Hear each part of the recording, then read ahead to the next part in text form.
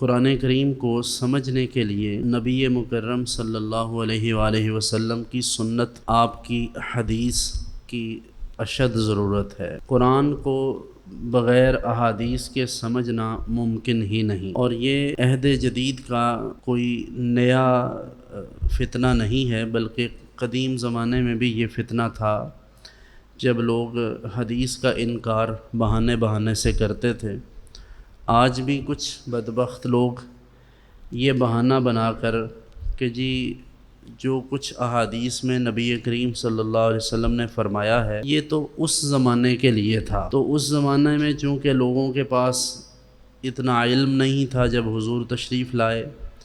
تو وہاں کے رسم و رواج اور مختلف ایسی معاشرتی جو اقدار تھیں اور مختلف ان کے جو وہاں کے علاقائی ثقافتیں تھیں اور مختلف چیزیں تھیں، یہ ساری وہ چیزیں تھیں کہ جن کی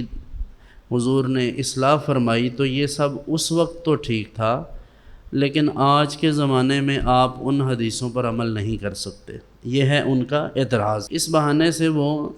لوگوں کو یہ سمجھانے کی کوشش کرتے ہیں، مثال کے طور پر ایک جاہل شخص کسی بھی سوشل میڈیا چینل پر بیٹھ کر کہتا ہے کہ بھائی یہ جو داڑھی ہے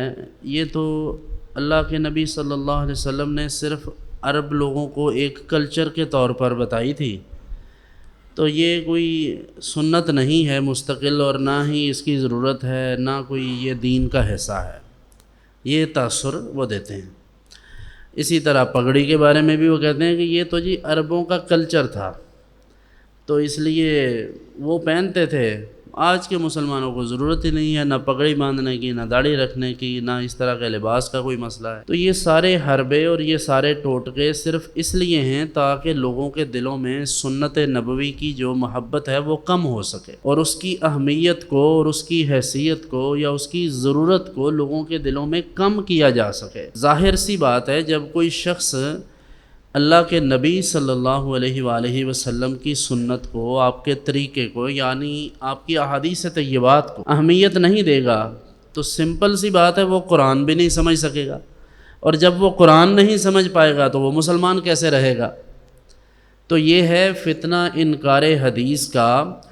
مطمع نظر کہ لوگ کسی نہ کسی بہانے سے سنت سے متنفر ہو جائیں، سنت سے دور ہو جائیں، اور احادیث طیبات کو اپنے لیے قابل عمل نہ سمجھیں۔ اگر صرف قرآن کافی ہے تو آئیے ہم قرآن سے ہی پوچھ لیتے ہیں کہ کیا نبی صلی اللہ علیہ وآلہ وسلم کی سنت یا آپ کا طریقہ یا آپ کی احادیث طیبات، آپ کے فرامین جو آپ نے ارشادات فرمائے ہیں، کیا وہ ہمارے لیے ہر وقت قابل عمل ہیں؟ تو اللہ تعالیٰ قرآن حکیم کی اس آیہ مبارکہ میں ارشاد فرماتا ہے کہ محبوب آپ ان سے فرما دیجئے کہ تم اگر اللہ سے محبت کا دعویٰ کرتے ہو تو پھر مجھ محمد عربی کی اتباع کرو۔ تو اس کا مطلب یہ ہے کہ اللہ تعالیٰ خود ارشاد فرماتا ہے کہ میرے نبی کی سنت یعنی آپ کے طریقے کو تم اپناؤ۔ تو اس سے یہ بخوبی اندازہ لگایا جا سکتا ہے کہ قرآن کریم کو بغیر احادیث طیبات کے سمجھنا یہ تو قرآن کے بھی تعلیمات کے خلاف ہے، یعنی قرآنی تعلیمات کے بھی یہ خلاف ہے کہ کوئی شخص یہ کہے کہ ہم صرف قرآن سے ہی سب کچھ سمجھیں گے، ہمارے لیے قرآن کافی ہے۔ ہمارے لیے قرآن بئی معنی کافی ہے کہ اس کے لیے احادیث طیبات موجود ہیں، وگرنہ ہم قرآن کو سمجھ نہیں سکتے۔ اور یہ دعویٰ جو اس صدی میں یعنی 1400 سال گزرنے کے بعد احمق قسم کے لوگ کر رہے ہیں، یہ دعویٰ تو